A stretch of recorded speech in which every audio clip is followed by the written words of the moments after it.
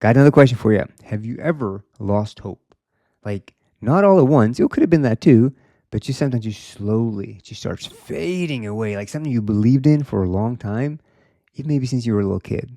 It could have been for years, could have been a short term as well. And suddenly things just start fading away. And you're just like, wait, what's going on? What happened? It's becoming like a long distant memory. Or sometimes it just, things didn't take the turn that we expected it to have at that moment. Like we were expecting something to happen, and then everything was looked like that was going to happen, and then you're like, what in the world happened? And what's going on? And your hope is gone. Many people know what disappointment is like. You believed it, you were all in, and you believe it was a good thing as well. Like you believe this was like a great thing.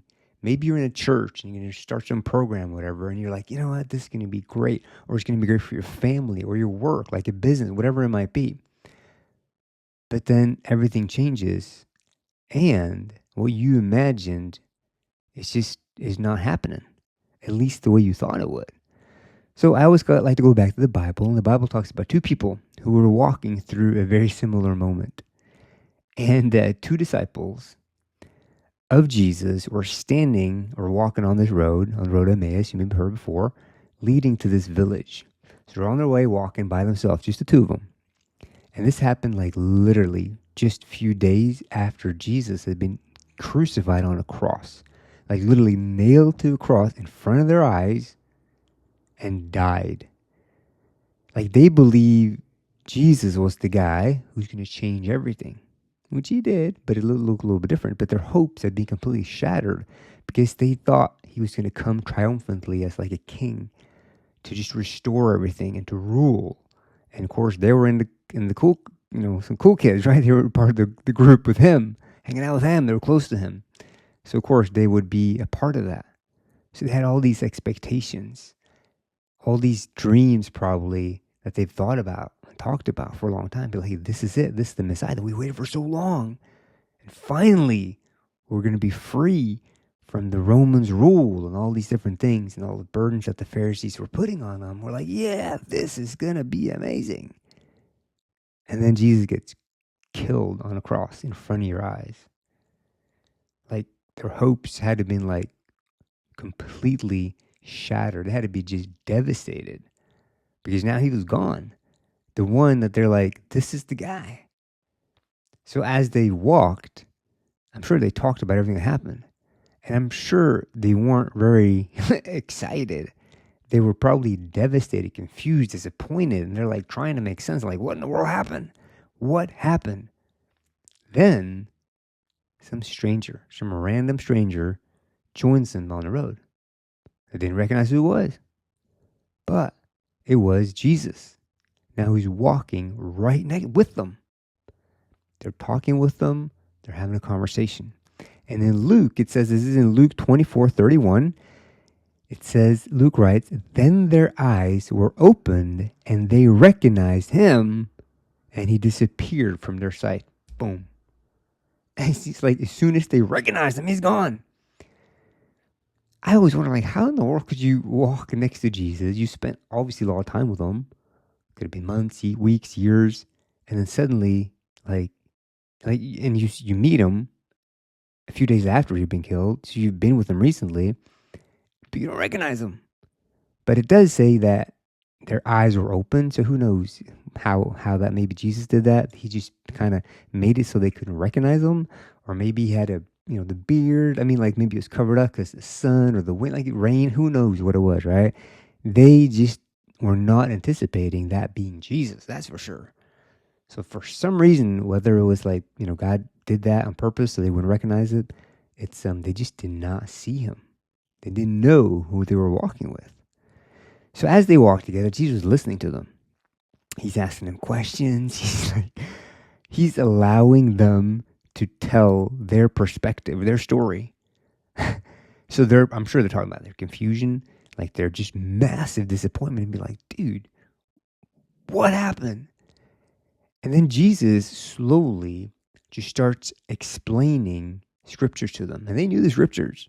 I'm sure they memorized it. They read a million times. And slowly they're like, hey, wait a minute. They're starting to understand.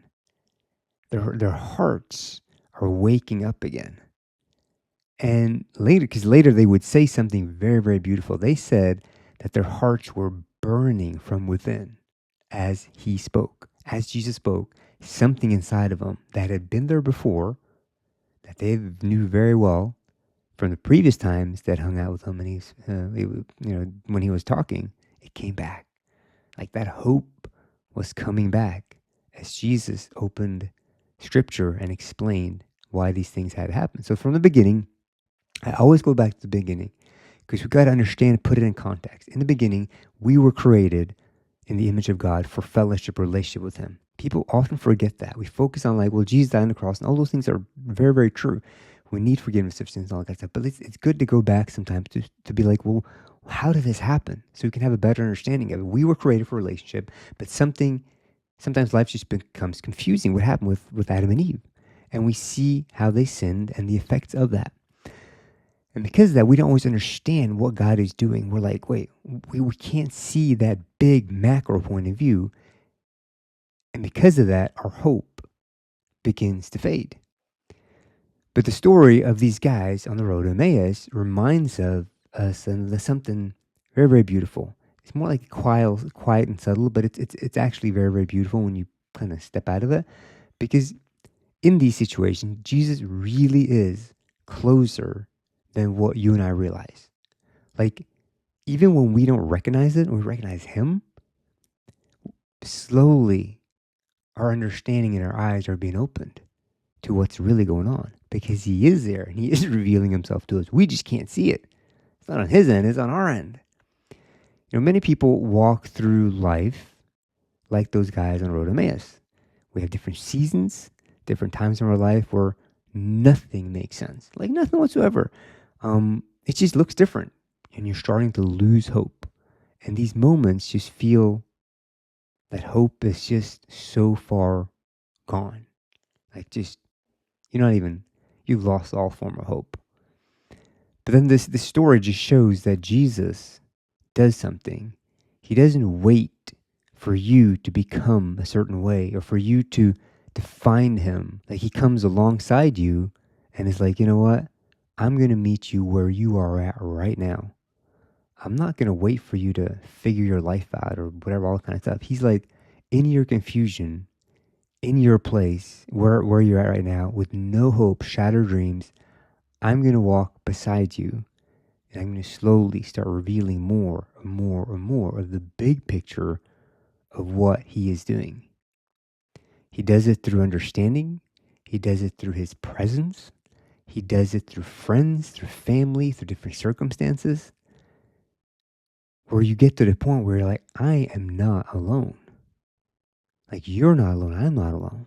We are sons and daughters of God. And because of that, he is with us. The Spirit of God lives inside of us. And Jesus comes alongside us to open our eyes. We were created in the image of God. You are a son or daughter of God. I am as well. We have a relationship with him. Even when life feels confusing, when it feels so distant, your dreams are shattered, you got to know that Jesus is still right with you. He's walking with you. But we don't always recognize him. And I want to finish with this because if you are at the place where I've many times been, you can't see anything. Your dreams, everything has been completely shattered. Grab a hold of a friend you trust, a pastor, anybody in church, somebody, cell group, have them just speak some life over you. Because God will use other people to show you what is going on, the big picture, where he is and what he is doing. There's very often we can't see it, but Jesus will see it, and often it is through other people. So if you are completely that and you're not realizing where he is or what's going on, it's nice to have a friend, trust a friend, just point some things out. I've had that many times and it's been amazing. And finally I can see what he's doing. And I'm like, my heart just starts getting awoken up again. It's like it starts burning again with that fire I had. So again, find a friend. And I believe that Jesus will come alongside you and he'll use different circumstances for you to get to where you need to be. All right. Thank you for listening. If you have any questions, or any feedback, comment, we'd love to hear it. And yeah, hope you're doing well. All right. Take care. Bye.